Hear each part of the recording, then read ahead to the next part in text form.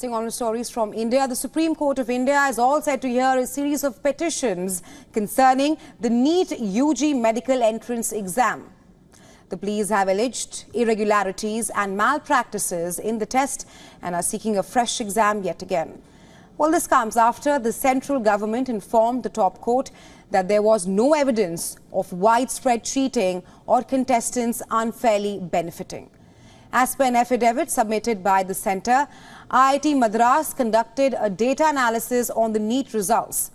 The affidavit said that the marks distribution aligns with a typical bell-shaped curve, indicating no irregularities. The centre also stated in the affidavit that the counselling procedure for undergraduate seats for this academic year will begin in the third week of July. Meanwhile, the National Test Agency, which is responsible for conducting the NEET exam, submitted a separate affidavit to the Supreme Court. It analysed marks distribution at the national, state, city and central levels and said that the distribution does not appear to be affected by any external factor. During a previous hearing on July 8th, the Apex Court had said that if the integrity of the exam was compromised, a retest might be required.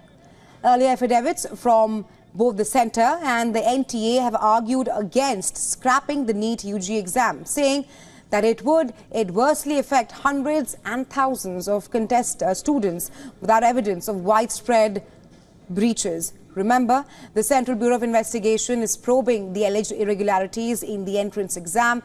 It has registered 6 FIRs so far. The one from Bihar is linked to paper leaks, while the remaining from Gujarat, Rajasthan and Maharashtra, they pertain to impersonation of candidates and malpractice.